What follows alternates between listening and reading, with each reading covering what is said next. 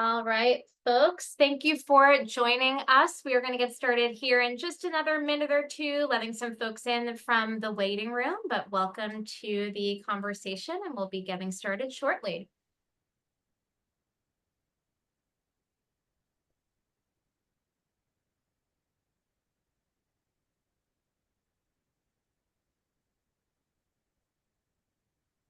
All right, well, it is 1 p.m. Eastern time. I see that there's been some folks rolling in from our waiting room. So thank you so very much for joining us here today for our webinar and conversation around procurement resilience, preparing for the unexpected.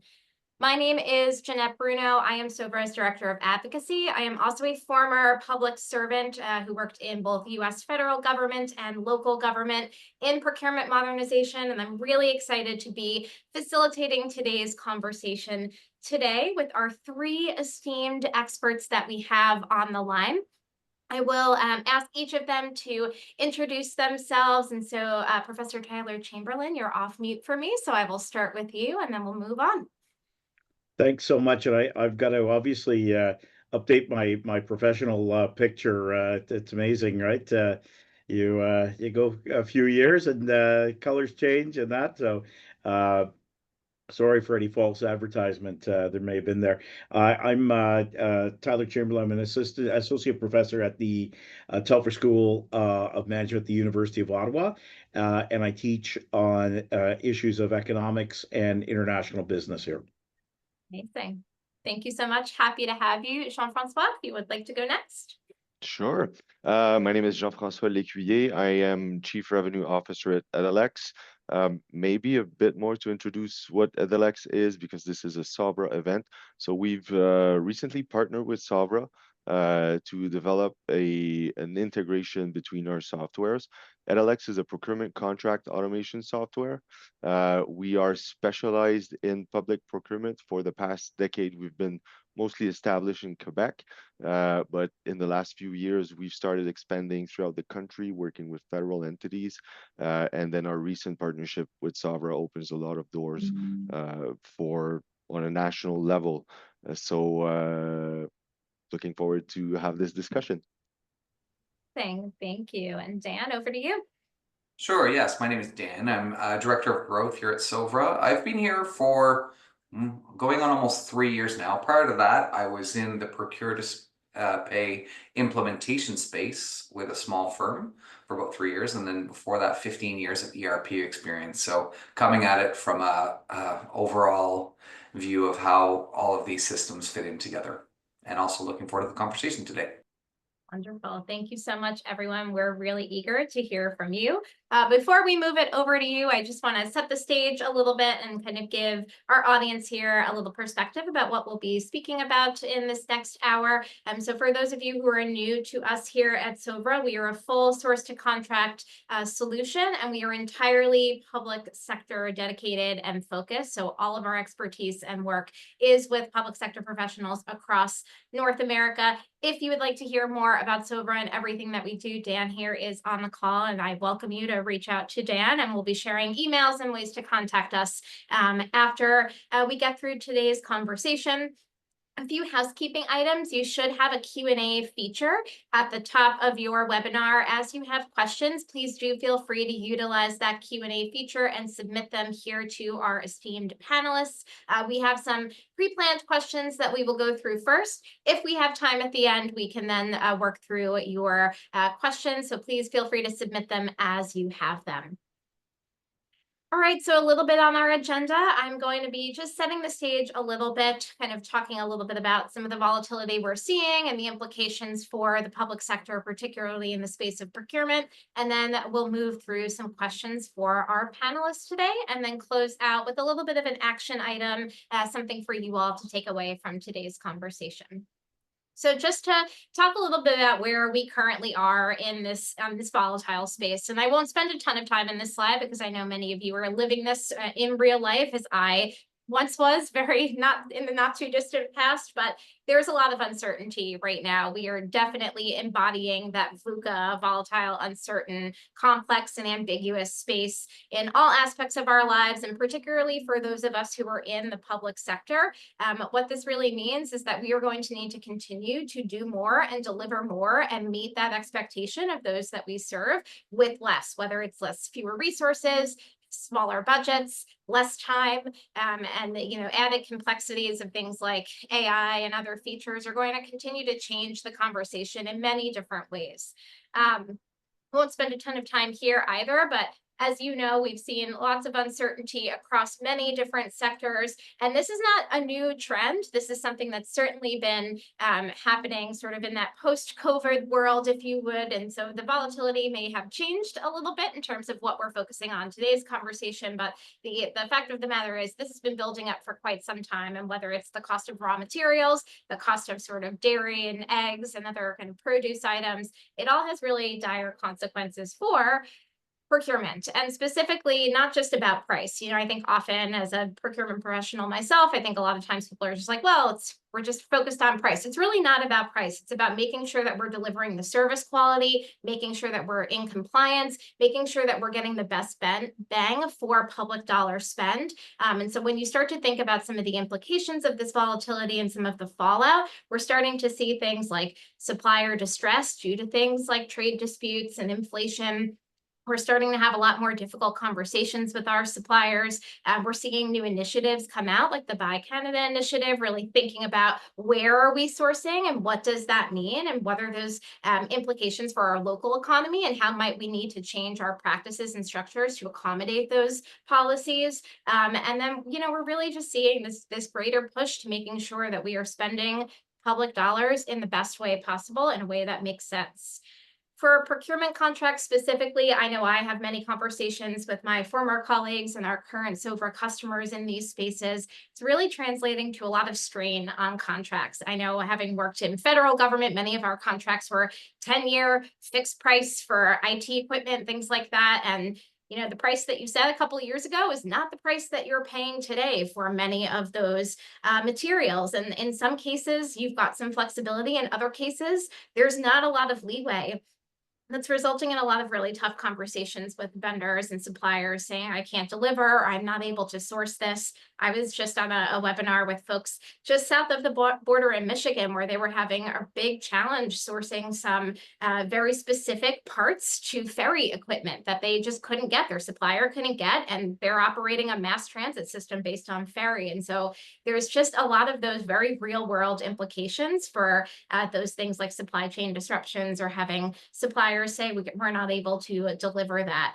You marry that with the already overrun budgets that we have, and the fact that we are often obligating funding, a year plus in advance, doesn't allow for a lot of flexibility for sort of midstream changes to the prices of things. So there's a lot of complexity around the board, and that has a lot of real consequences for those of us who are in public sector and who are in the procurement space.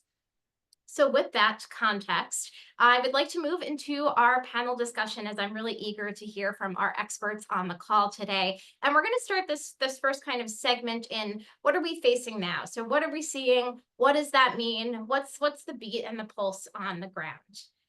And our first question, I believe, is going to go over to you, Tyler, to sort of walk us through, with the current economic situation, what should public procurement teams be watching out for right now?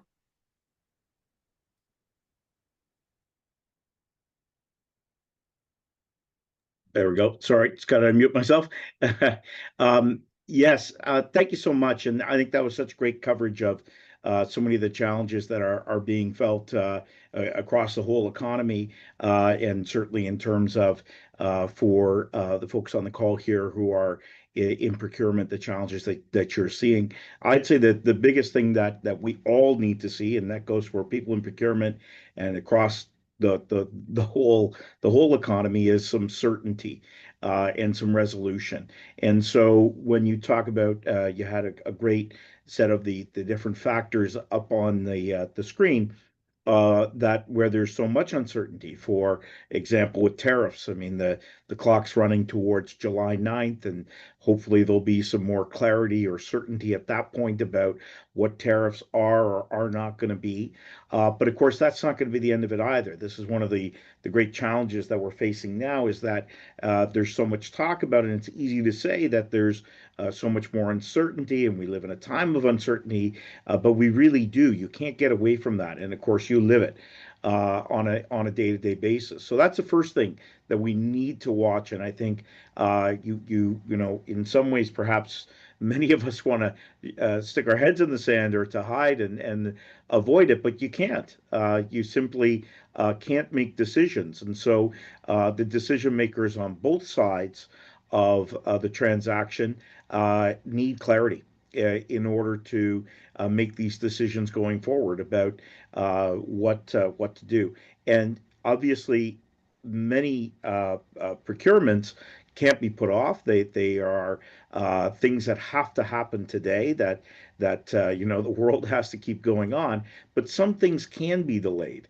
And I think that's one of the things, of course, that we really need these decisions to be made, and we need clarity to free up some of those decisions, because undoubtedly there are many decisions that are on hold right now, just trying to figure out what's going to be. I mean, if waiting for a week or two possibly means avoiding a big increase in price due to a tariff or something like that, then you know it makes sense and it's prudent to wait. So that's the first challenge, is to say let's get some certainty, let's get a little bit more clarity about what our economic world is going to look like, and once we do that, then hopefully we can get back a little bit more to business as usual, and that's challenging enough, right? Making decisions, as Jeanette's saying before, you know, on for 10 years worth of supply, that's hard enough to do. That's hard enough in an environment where we think we have a basic understanding of what the economy is going to look like, what growth is going to look like, what inflation, what all those other things are going to look like. That's hard enough. And now you have this thrown into the mix as well. So I'd say that that's the most important thing for us. And unfortunately, it means having to watch the news and having to react as it goes. That resonates with me on so many levels, Tyler, particularly sort of that the inclination I think many of us feel to head in sand, and how that has very real life consequences on sort of that the inability to make decisions. And, you know, I think what I'm really picking up from what you shared is that there are some decisions that rightfully maybe should be on hold if it's going to, Yeah. you know, if it's going to make really good economic sense for that to be on hold for a little bit. But there may be sort of I sometimes, and I say this as a former federal public servant, that, you know, sometimes we were really overcorrecting and not wanting to do anything, really trying Yep. to wait. But sometimes I think in these cases, you have to sort of figure out your own clarity and your own kind of risk tolerance, and try to work with what you have, knowing that that's where the world is right now. I am, Yeah. Yeah. go Sorry. ahead, keep going. Yeah, I was just going to say that, you know, some things too. I mean, while we have to wait for some of that clarity, some of it is already there, in the sense of, you know, what we used to take for granted, relationships and access and those sorts of things. Um, Even whatever gets resolved in the next few weeks, or the next few months, um, we're in a new era where so much of what was taken for granted before cannot be taken for granted again. And so, you know, I think one of the very apt ways of framing this discussion here about resilience, right? One of the things that procurement professionals are going to have to be dealing with in terms of being resilient is to have multiple different routes to market and multiple suppliers. It becomes more important. Whereas in the past, if you had, for example, if you're a Canadian firm or Canadian government, as your most of your clients, right? If you had an American supplier, you could just, you know, you're okay with that. That's all fine. You assume that you'll always have access and you're not going to deal with, you know, any great interruptions. And so great. But now, and I think I suspect that the decision makers are realizing that they need to have multiple options. And some of that even goes back, beyond the sort of tariff issue and this stuff. It goes back to things like the COVID-19 experience as well, where we realized that having, one supplier or being very tied to one place for all of certain types of products made us vulnerable. So resilience in a procurement space, at least from my perspective and my background, is one of having options. I love that sort of building in the redundancy. That's something I certainly worked a lot in my public sector experience. And this is, I think, sort of a dovetail question. So if you can maybe dig a Yep. little bit more into here, Tyler, what are some of the short and long-term impacts of tariffs and inflation on things like government budget and government planning? Yeah, I think in the short term, you have this adjustment process that we're talking about. It's an immediate need to say that we need to diversify our pool of suppliers.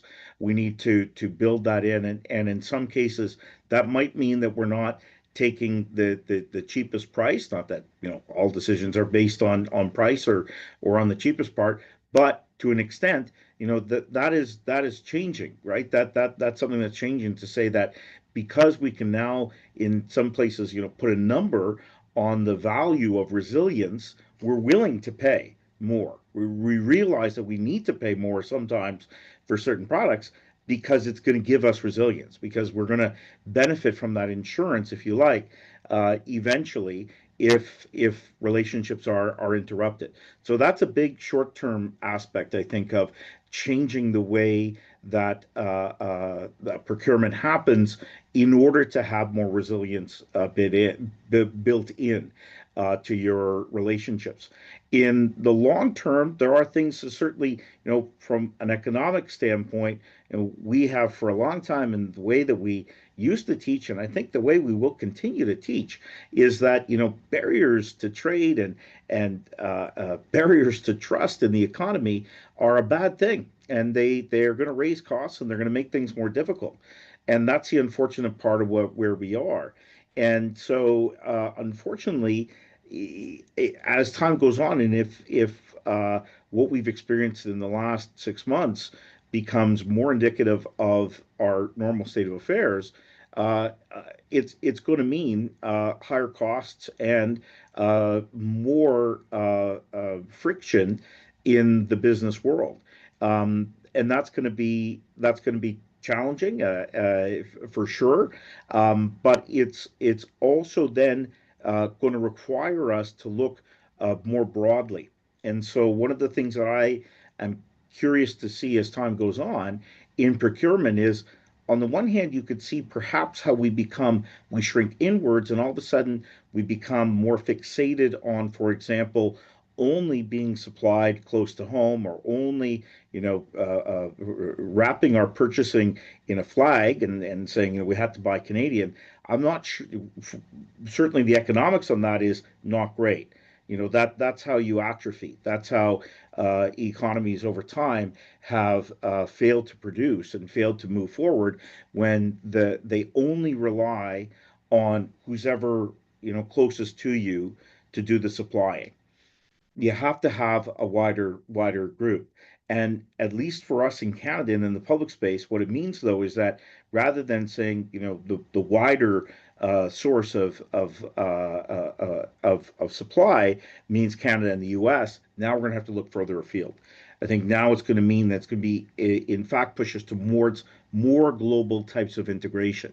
And so it means finding more sources coming from Europe and coming from the rest of the world. Because if we don't, then the challenges are that if we only rely on the local, if we only rely on the Canadian, it's going to hold us back, right? We're not going to get exposed to the new technologies, the new approaches that are going to allow us to do more. And that's another point that I'll cut myself off at that point, though, is that all of these challenges and the sorts of things that are going to happen in the next few years, like big nation building projects like high speed rail and pipelines and all those sorts of things, that's going to require a lot of investment.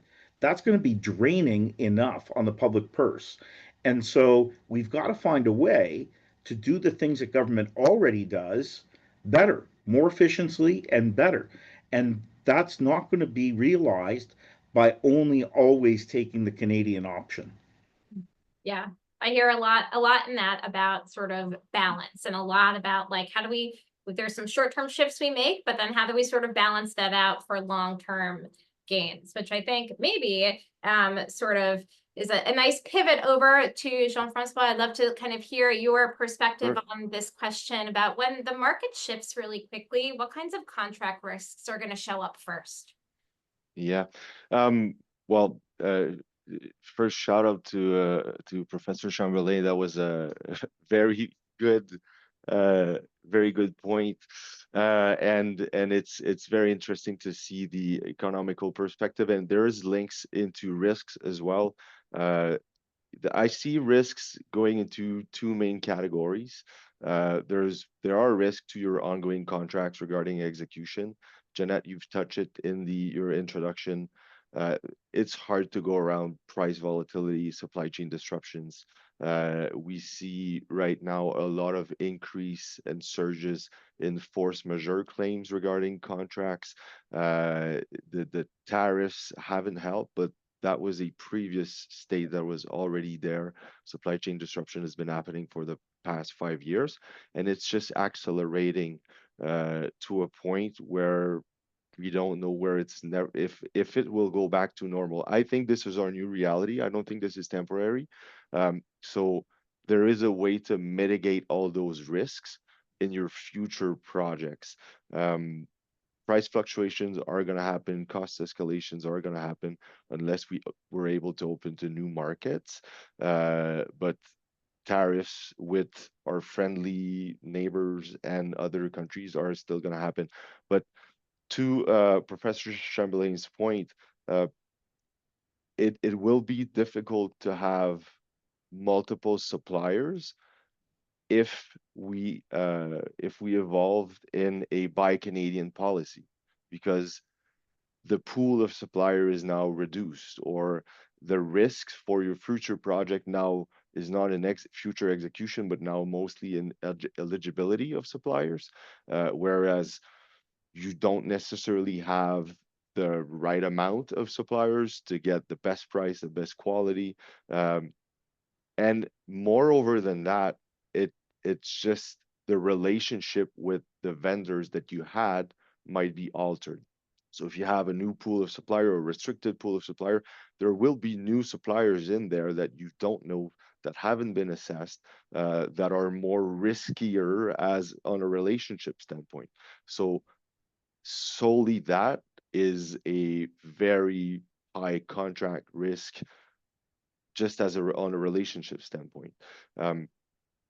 There is also a big risk of staying in our older habits when it comes to our future projects. Most organizations out today have sets of playbook or templates when it comes to contracts, but a lot still starts from past projects, which are designed for the past reality. And a lot of clauses, so force majeure clauses, price increase provisions, a lot of those important clauses that evolve and now have to be rewritten or redrafted, or tariff clauses now has to be accounted for. They're not in those in those past contracts. So how do you account for them? How do you redesign your playbook? This is an organization risk when it comes to stress and pressure on things that needs to change. It's not the workflow. It's not only the process itself. It's the whole design of the system that has to be rethought. And I think this is something that has to be on the top of mind of procurement specialists, procurement directors, but also legal advisors internally. They have to come up and work together to make sure that their legal strategy when it comes to future contracts account for the new reality in which we're in. Yeah, that's really, really, again, really resonates with me, Jean-François, as a former public servant. I think there is this push and pull, and having worked in organizational design and change management in the federal space, it is often that the playbook is, let's look at what we did and let's build a strategy from there. I think your point is really well taken, that we are operating in a new norm. We're operating in a way where our past practices and strategies are not going to set us up for future success. And so I think some of that collaboration, some of those key questions, and I think being able to embrace the uncertainty even internally on, we're going to have to design something new from scratch. Yep. And we might hit a couple rocks and bumps in the road, and that may not feel great, but that may be where we need to be pushing so that we're prepared to really, I think, be resilient in this future. So point really well taken. And I think a nice tee up, Dan, to your first question here, which is, how have you seen procurement priorities shift, and what impact have tariffs had on some of those team strategies that you've seen from your vantage point?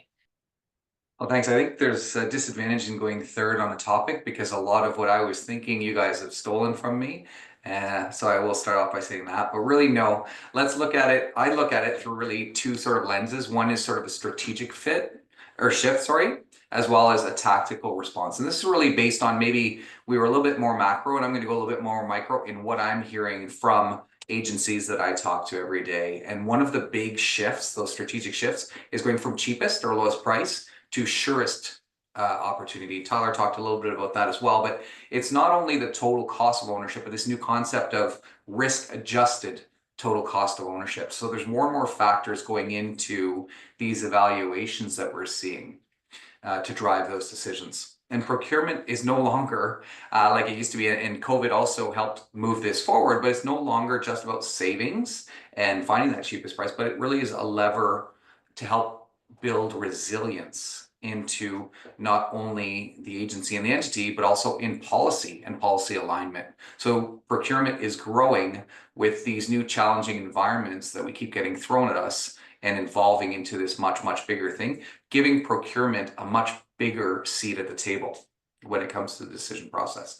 The second, from a tactical perspective, when we look at responses and things, is we're hearing more about these concepts that were probably back in textbooks, but coming back today, like dual sourcing, and actually near shoring is one that I've heard of late too. Used to only be in the private sector, but now it's public as far as provincial purchasing and in-country purchasing, as also was alluded to earlier. But these tactics are trying to be used to reduce exposure to tariffs in particular right now, in that short-term strategy like Tyler talked about, but also to avoid those global supply shocks. Another thing that people are really, more and more agencies, if they weren't doing it in a formal fashion, are really starting to do, is that pre-qualification process is becoming a bigger and more important step within what they're up to. And used to be some agencies really, the pre-qualification, if they did it, it was only for very specific things. Now it's growing and expanding, and it's being formalized. Tracking has become more important than ever. Monthly KPIs are being developed, new monthly KPIs all the time, lead time variances, and so on. And I'm reminded actually of a new, when we talk about this, what we're facing now in procurement priority shifting, reporting again, I had an agency that was talking to me that they had to come up with and compare HTS codes, which are the tariff codes, and how they line up with GSIN and PSC codes. Sorry, I always get that wrong, but how that's lining up internally. And so basically, procurement people are being asked to pull these reports that we never thought before, and what procurement codes are being affected by tariffs, and have to report on this on a regular basis. And probably the last piece that I've noticed is, and we touched on this a little bit too, and definitely a short term, but I think it will evolve into a little bit of a long-term strategy as we get through this kind of uncertain times, but is that buy local. I mean, examples of that in the short term is the Ontario procurement restriction policies. Alberta and Nova Scotia very specifically are also going through the same sorts of things, as well as other provinces. But it is something that, from what the feedback and sentiment is yeah, there are a lot of local businesses that can do some of those things. Long term, like Tyler touched on, yeah, we can't just become just us. We'll always want to have that bigger piece of the involvement of procurement pie, but it is something that all local agencies right now really are being mandated and having to focus on.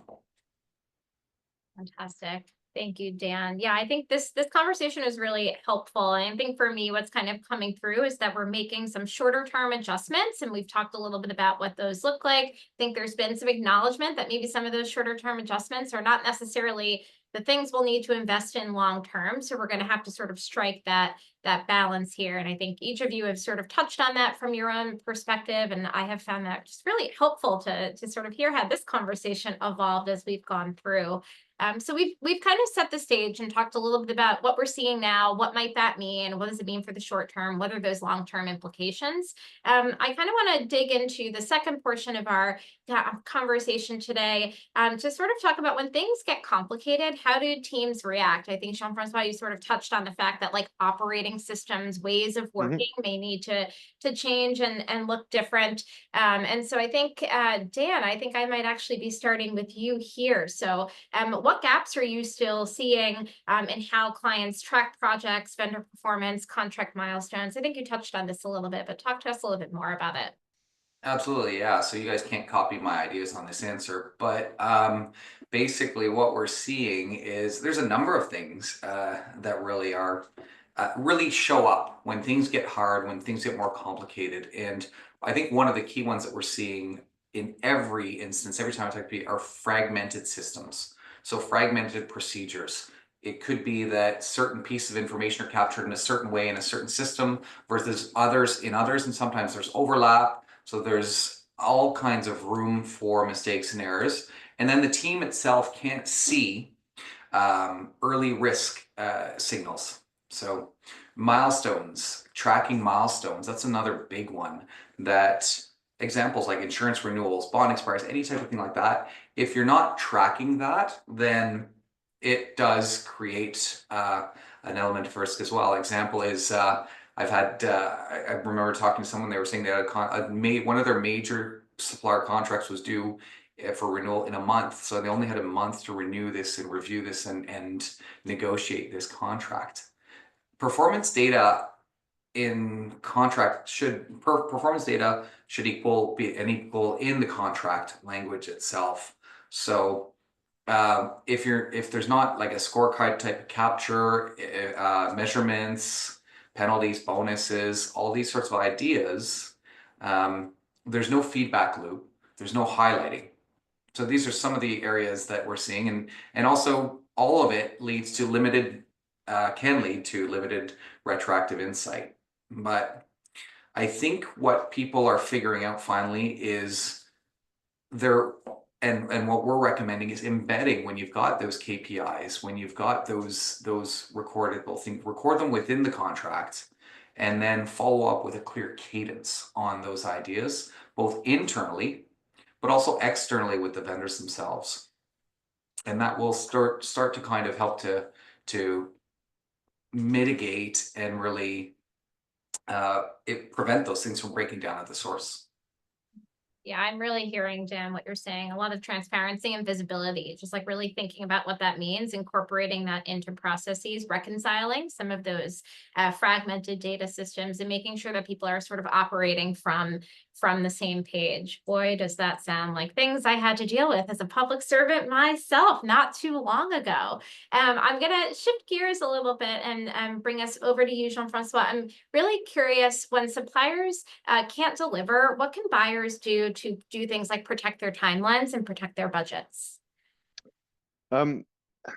It's tough with ongoing contracts because you're stuck with the content of your contracts and what you have. So, but you can react to that by making sure you have the right financial protection mechanisms in your RFX projects that are in drafting, having performance bonds and guarantees to ensure that you can claim against these immediately when you need to, making sure you have liquidated damages clause to have a compensation for delays.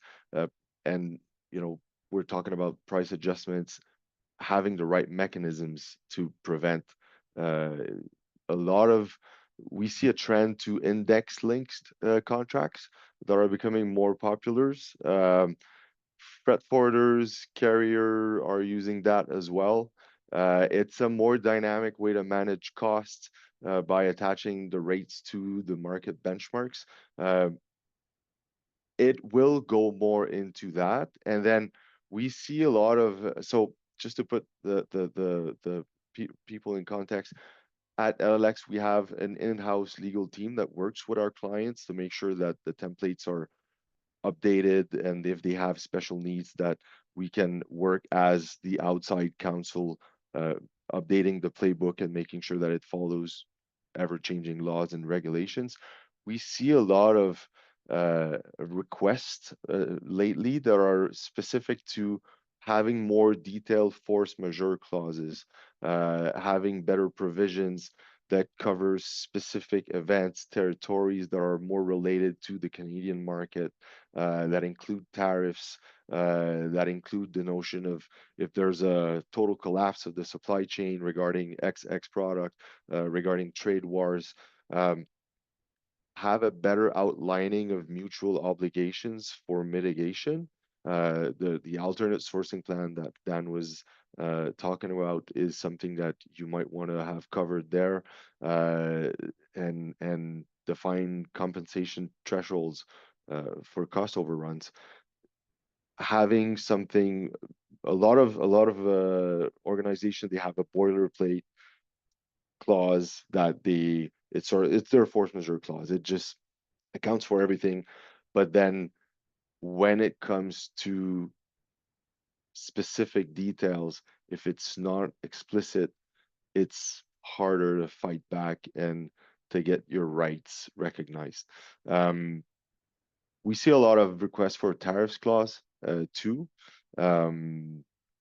It sure is, what can buyers do to protect their timelines or budget? There's not much I think you can do in your ongoing contracts aside from having the right conversations. And at the end of the day, it's humans versus humans. It's people versus people. It's relationship management. Procurement is relationship management. When it comes to contract interpretation, it's also relationship management. I think understanding each other's situation and not trying to win over all your points and avoid all the risks. You have to face some of the risks that you can control, that that can be mitigated, and it's only together that you'll get out of this. Risks are gonna stay, relationships are gonna stay as well. The reality is what it is.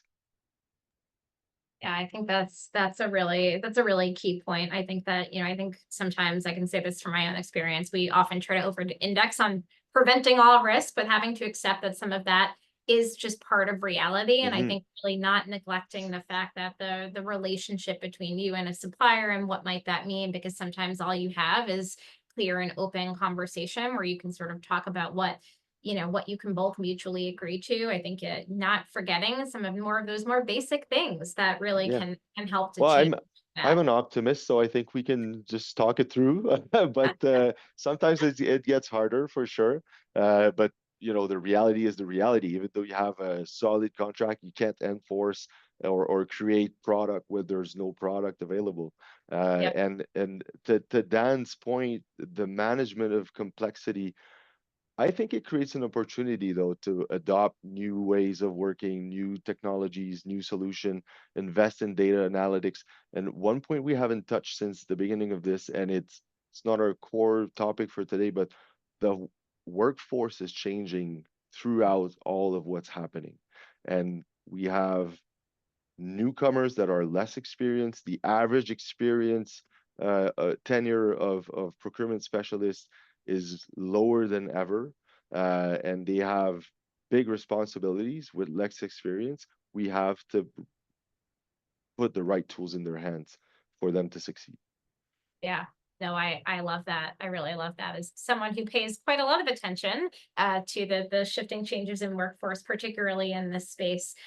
This is not necessarily a segue, but more of a follow-up to the initial question, Jean-François, of what clauses have you seen that customers might need to change or pay special attention to? I know you sort of talked a little bit about you're seeing much more in tariff clauses, but anything else that you would say that you would highlight for folks? Well, again, as I said, it's a lot of it is how can you pad yourself? So, how can you account for the unaccountable? So a lot of it has to go towards more detailed force majeure provisions. This is mostly what my legal team is reporting back to us as in terms of changes.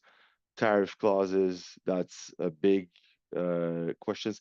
Supplier eligibility as well is something that I've talked in the previous question, but it's also something that it's on everyone's lips at the moment.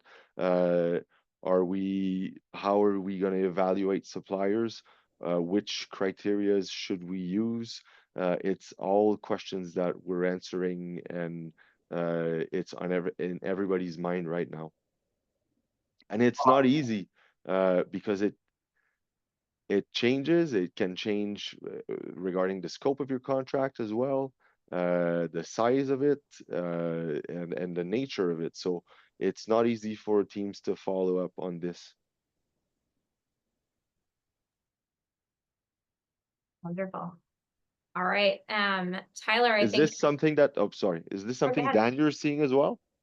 Yeah, I was going to add that I'm seeing a whole new risk factor that's trying to be embedded into contracts, and they're not. We're all figuring out what that looks like, and its risk from even data protection is being revamped completely with all new rules and all new guidelines and things. I'm seeing implementation grids and things with much more detail to make sure that we de-risk these contracts, that we make sure that us as suppliers can deliver what we're saying we're going to deliver. So very much so, yeah. And the supplier side is not easier as well.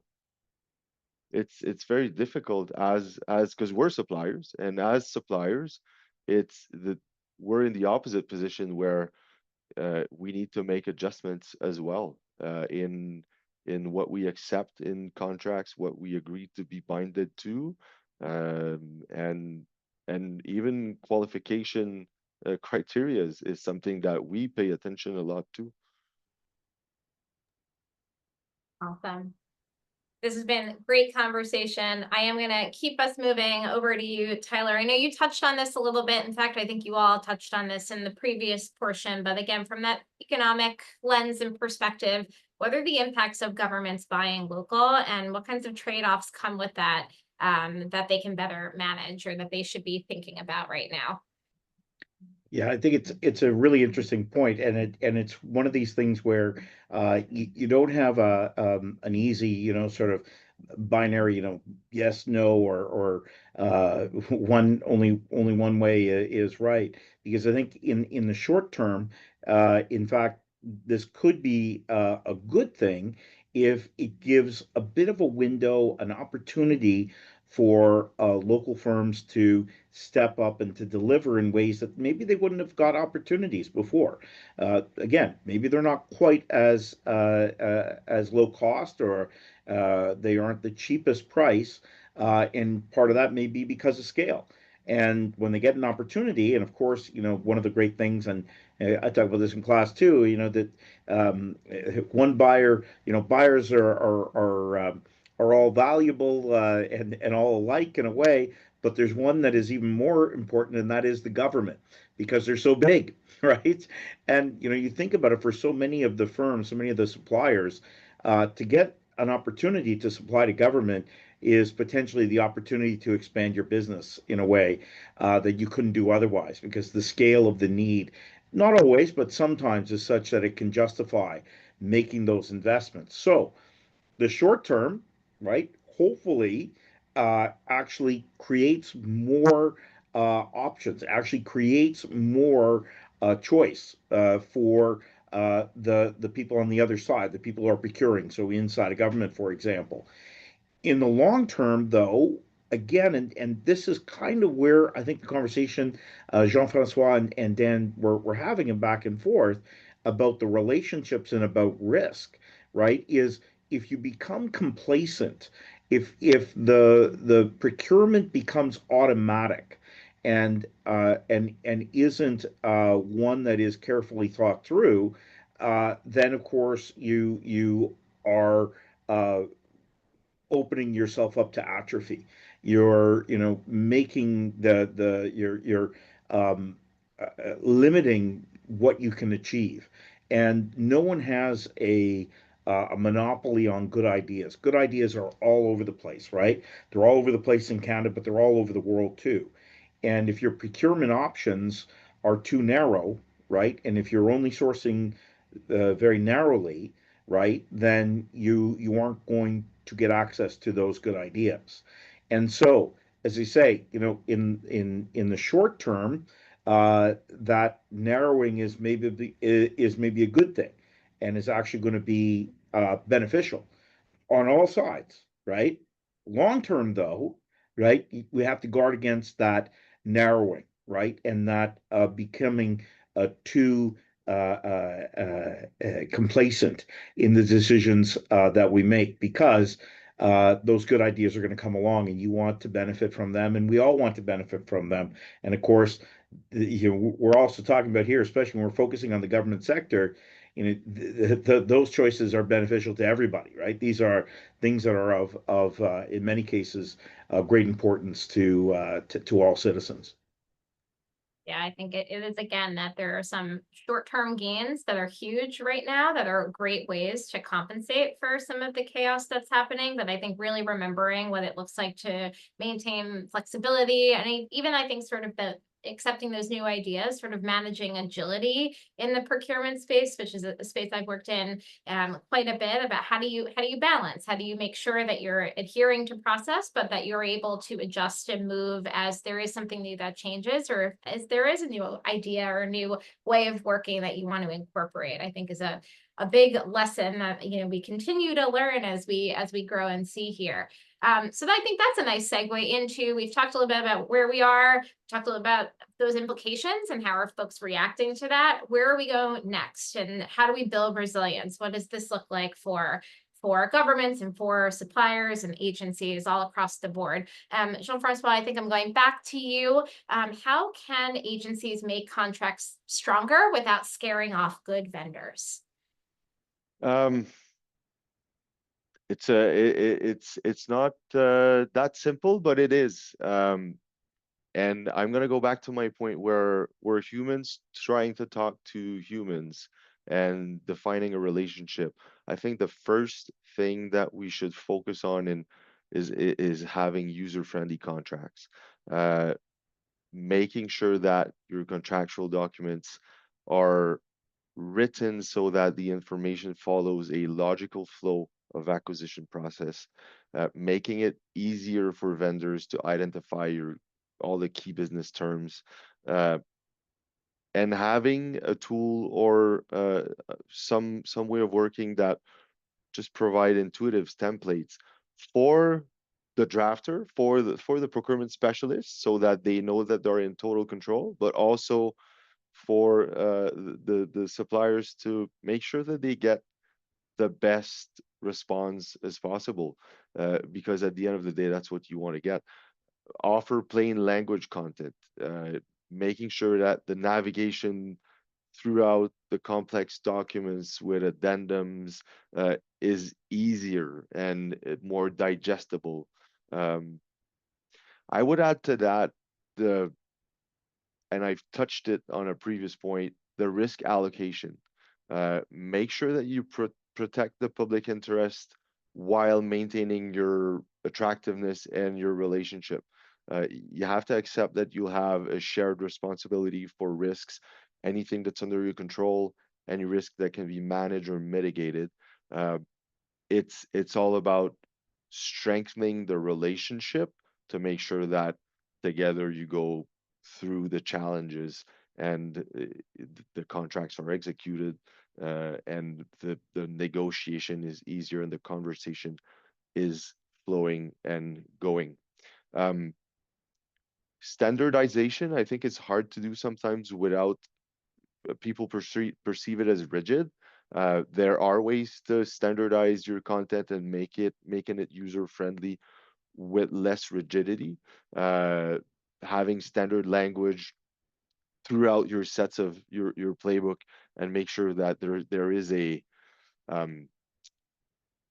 look and feel and a structure that is you can recognize from template to template when you work with templates. I think that's important. Making sure that you allow for customization as well. So now I'm talking about more tools and software solutions. That's the hat that I'm wearing, so it's easier for me to perceive it this way.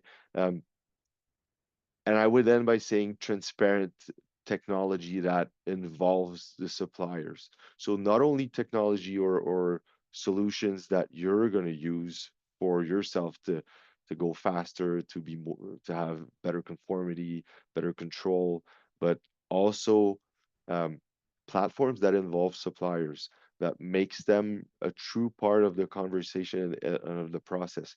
Self-service vendor portals, automated status update, workflow visualization where they can see what's going on. And this is where most platforms are heading right now. And it's just to eliminate the bureaucratic barriers, making the process as simple as possible and as digestible as possible. Yeah, I'm really hearing a lot about that vendor supplier experience. Procurement is two sides of the same coin. We're operating in one realm in government, but we obviously rely deeply on our suppliers and vendors. And so what is that like mutual human to human experience in a way that is beneficial and is able to have us both working on the same, going in the same direction, if you will. Jean-François, I think this next question is for you as well. What is a kind of quick legal win for buyers who are dealing with today's volatility? Well, from our perspective at EDILEX, I think the challenge lies in keeping your set of templates up to date with the regulations and all the changes. And moreover than the regulations, the economical restrictions that are not necessarily a part of the legal framework, but it's the economical situation, and you have to have contracts that plan ahead for something that might happen. So making sure that this is something that's critical. Being able to have control in your playbook and the right overview to have various clauses alternative, push updates across all your projects and templates, unify your team so that you know that person A is working with the same base of content as person B, as person C, so that you know that when it comes to conformity, you're checked. When it comes to approbation workflow, you're all going to receive standardized, and your process is going to be easier for everyone to go through, and enhance collaboration. I think, and it goes back to my point where the workforce is changing. You have a lot of newcomers coming in. Collaboration is I think through technology and through smart platforms is, for me, the best way to make sure that the people receive the perfect amount of coaching, and they can act within a designed sandbox, a design framework for them to allow for most conformity, less risk, less mistakes, and that anyone can jump in and contribute. Oh, thank you so much. I'm going to toss it over to you, Tyler, in the spirit of time, hoping to get through these last couple questions we have here. Looking ahead, what's one thing that governments can do or will look at to better plan to navigate some of these unexpected changes? It's really tough, and obviously not wanting to take up too much time here, but I think that we hear the word, we hear the words agility and being nimble and all those sorts of things. And obviously, I'm sure for many people on the call, it's hard. It's hard in government, right? I mean, the constraints and demands and whatnot are all push against agility, all push against being nimble. One of the things that I think maybe we need to look at is our tolerance for um, uh, error, our tolerance for the unexpected results, and that's easy for me to say in my academic office, looking out on the world and not having to deal with the uproars that can happen when procurement goes badly. But I think that it is something even in this space and elsewhere we can try to do more to educate and to say if you want government to take chances and to be able to react quickly, you have to recognize that it's not always going to work perfectly. And so that's tough. And listening to Jean-François and Dan talk about the details of how procurement happens and the requirements and the needs and what goes in there, you're reminded, right? I am reminded of how challenging that is and how you're trying to manage risk and trying to do those things. And the counter side of this is that all of that is always going is likely to slow things down and make it harder to react. So how can governments economically plan to navigate these changes is to recognize that it's going to sometimes require uh, risky decisions, and not all are going to play out. And we need to find a way to manage that, I think, a bit better. We need to find a way to say, yeah, some things don't work, but some things do. And in order to have more that do and that work on time, or even at the speed of the world changing, you're going to have to accept that some things aren't going to work perfectly. Yep. Which is a hard pill to swallow, I think, in many cases. Last question for you, Tyler. Any economic indicators or measurements that you think teams in procurement should be paying attention to kind of stay ahead of this volatile space? Yeah, I think there are a couple that give you a sense of where things are going. Some of them are kind of obvious and regular. So where's inflation going? I mean, one of the good things is that what we've seen is that things have kind of come back down more or less to normal. That's good. Obviously, when you're talking about 10-year procurement contracts, that's incredibly important to know and to be able to predict, how our price is going to change. So that's a part of it. And then the other part I would say is, what we see happening in and around productivity. And there's some reasons to be excited and reasons why you may want to do that, right? One is something that hasn't really come up for perhaps, just doesn't fit into here. We've mentioned a couple of times, we've not really got into issues of AI, right? But the excitement is that, if we can, if applications can be developed and if they can come forward, this could be transformative over the next few years. And so what we need to do, and so the indicator you need to see is, are we actually getting AI turning into productivity increases? And is that actually starting to show up? Because we can provide lots of individual examples of what could happen until it really does start to happen. Um, it's vaporware, right? It's potential, but not really there.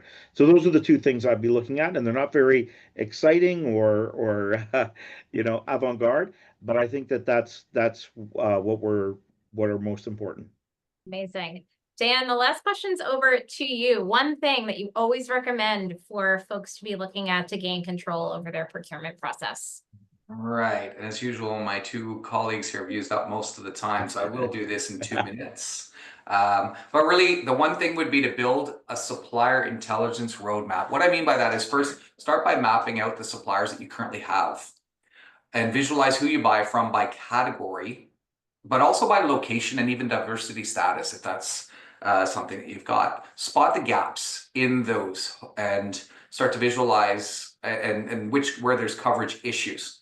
Then before you go to anything, set targets and align the goals with those. Is it mandates for local spend? Is it innovation, diversity, or resilience? And set those targets. Once those targets are set, you're off to the races, but track what matters. We talked a lot about transparency and visibility visibility, not transparency, but into specific KPIs and what's important. It's basically that single pane of glass, if you can, that will show you all of those pieces when you talk about procurement.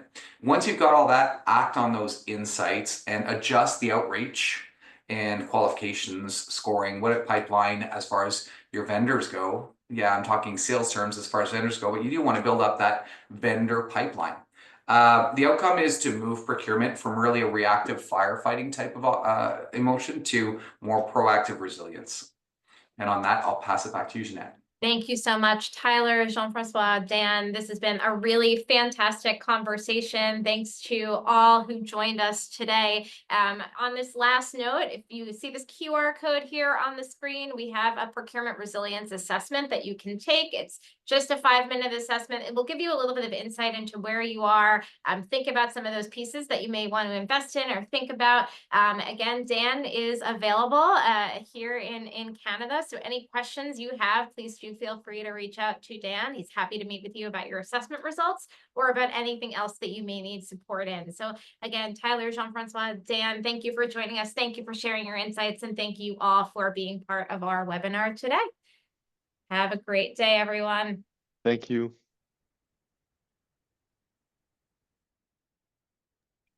Thanks. Thank you, Tyler.